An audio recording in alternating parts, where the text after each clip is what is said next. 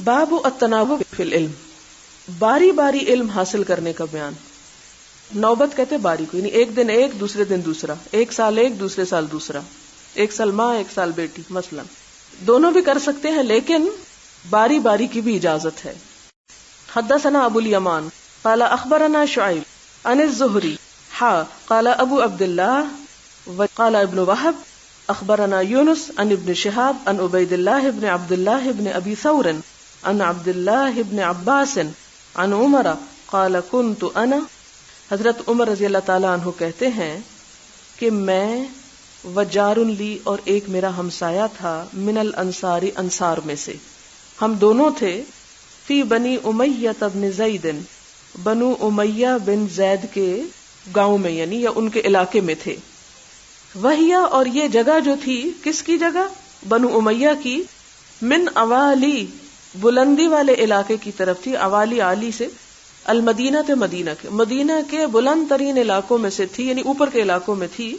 وَكُنَّا اور ہم تھے، نَتَنَاوَبُ النُّزُولَ باری باری اترتے، علی رسول اللہ صلی اللہ علیہ وسلم نبی صلی اللہ علیہ وسلم کے پاس. يَنزِلُ يَوْمًا وہ آتا تھا ایک دن، وَأَنزِلُ يَوْمًا اور ایک دن میں جاتا تھا. فَإِذَا نَزَلْتُ پھر جب میں آتا، جِئْتُهُ لاتا اس کے پاس، بخبر ذالک اليوم اس دن کی خبر. یعنی ایک دن جب میں آتا تو واپس جا کے شام کو اس کو سکھا دیتا جو میں دن کو سیکھ کے آیا ہوتا تھا. من الوحی وغیرہ اس میں سے بھی جو وحی اترتی اور اس کے علاوہ بھی جو کچھ مجھے حالات حضور صلی اللہ علیہ وسلم کے معلوم ہوتے وہ میں جا کے اپنے ساتھی کو بتا دیتا. وَإِذَا نَزَلَ اور جس دن وہ آتا، فَعَلَ مِثْلَ ذَلِكَ تو وہ بھی اسی طرح کرتا، جو سیکھ کے آتا وہ شام کو مجھے آ کے سکھا دیتا. فَنَزَلَ صَاحِبِي الْأَنصَارِيُّ يَوْمَ نَوْبَتِهِ تو ایک دن اترا میرا ساتھی انصاری جو تھا اپنی باری کے دن. یوم نوبتی، نوبہ کا مطلب باری. ایک دن جب وہ حضور صلی اللہ علیہ وسلم کے پاس آیا اپنی باری کے دن، فضرب بابی ضربا شدیدا تو واپس آ کے ضربا کھٹکھٹایا، بابی میرا دروازہ، ضربا شدیدا شدید قسم کا کھٹکھٹانا. فقال تو کہنے لگا، کیا سما یہاں ہے ہوا وہ، یعنی عمر بن خطاب اندر ہے، مراد یہ ہے. ففزعت تو میں گھبرا گیا، کبھی اتنی زور سے کیا ہو گیا، دروازہ کیوں پٹ گیا. فخرجت الیہ تو میں اس کی طرف نکلا. فقال تو اس نے کہا، قد حدث امر عظیم پیش آ گیا ایک بڑا واقعہ. تو کہتے میں گھبرا گیا کہ یہ نہیں پوچھا کہ کیا واقعہ، تو نے فکر ہوئی اپنی بیٹی کی. فدخلت علی حفصہ تو میں داخل ہوا حفصہ پر، یعنی حفصہ کے گھر گیا. حضرت حفصہ حضرت عمر کی بیٹی تھی جو حضور صلی اللہ علیہ وسلم کی اہلیہ تھی. فاذا ہی تبکی تو میں نے دیکھا کہ وہ رو رہی ہیں. فقلت تو میں نے کہا، اطلقکن رسول اللہ صلی اللہ علیہ وسلم کیا طلاق دے دی ہے تم سب کو حضور صلی اللہ علیہ وسلم نے، یعنی اس لیے رو رہی ہو، اتنی بڑی کیا بات پیش آ گئی کہ جس نے تم کو رلا دیا، حضور کی بیوی ہو پھر بھی روتی ہو. عورتوں کے رونے کی عادت جو ہوتی ہے. قالت لا ادری کہنے لگی مجھے نہیں معلوم، نہیں بتانا چاہا انہوں نے معاملہ. ظاہر میاں بیوی کے باہم کوئی بات ہوگی یا کوئی اور مسئلہ ہوگا تو باپ کو نہیں بتایا. اور یہ بڑی حکمت کی بات ہے کہ ہر بات جو گھر میں پیش آئے وہ باپ کو نہیں بتانی چاہیے، ورنہ معاملات جو ہیں وہ بگڑ سکتے ہیں. ثم دخلت علی النبی صلی اللہ علیہ وسلم کہتے ہیں پھر میں حضور صلی اللہ علیہ وسلم کے پاس پہنچ گیا حضرت عمر. فقلت تو میں نے کہا، وانا قائم اور میں کھڑا تھا، یعنی کھڑے کھڑے میں نے پوچھا، اطلقت نساءک کیا آپ نے اپنی بیویوں کو طلاق دے دی ہے؟ قال لا آپ نے فرمایا نہیں. فقلت اللہ اکبر تو میں نے کہا اللہ اکبر. وہ کیا تھا بڑا معاملہ کہ جس نے اس شخص کو میرے پاس اس حال میں بھیجا کہ خوب آ کے دروازہ کھٹکھٹایا. اور یہ بالکل ایک نیچرل سا سین ہے کہ وہ واپس گیا، کوئی بات نہیں کی، زور زور سے دروازہ کھٹکا اور بڑی بات ہو گئی. اب کیا بڑی بات تھی، انہوں نے بھی گھبراہٹ میں نہیں پوچھا، وہ فوراً آئے اور بیٹی سے آ کے پوچھا. یہ نیچرل بات ہے نا. بعض اوقات بڑا ہی عقل مند انسان بھی فوری ری ایکشن میں اس قسم کے کام کر جاتا ہے کہ اس کو پتہ نہیں چلتا. یعنی عقل کا تقاضا تو یہ تھا کہ آپ اسی کو پکڑ لیتے، اچھا بتاؤ بھی کیا ہوا، اس سے نہیں پوچھا.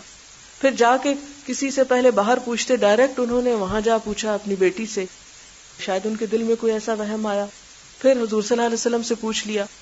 تو مراد اس سے یہ ہے کہ بعض اوقات ایک مسئلے کی تحقیق میں انسان صحیح راستہ اختیار کرنے کی بجائے دوسرا بھی کر جاتا ہے، لیکن جب کچھ بات نہیں سمجھ آئی تو اس کو وہیں چھوڑ دیا. کہتے ہیں اللہ اکبر، اللہ سب سے بڑا ہے، اب اس بات کے پیچھے پڑنے کی ضرورت نہیں. جب یہ بڑا نہیں آپ کے گھر میں خیر ہے تو سب خیر ہے، باقی سب تو ہوتا ہی رہے گا.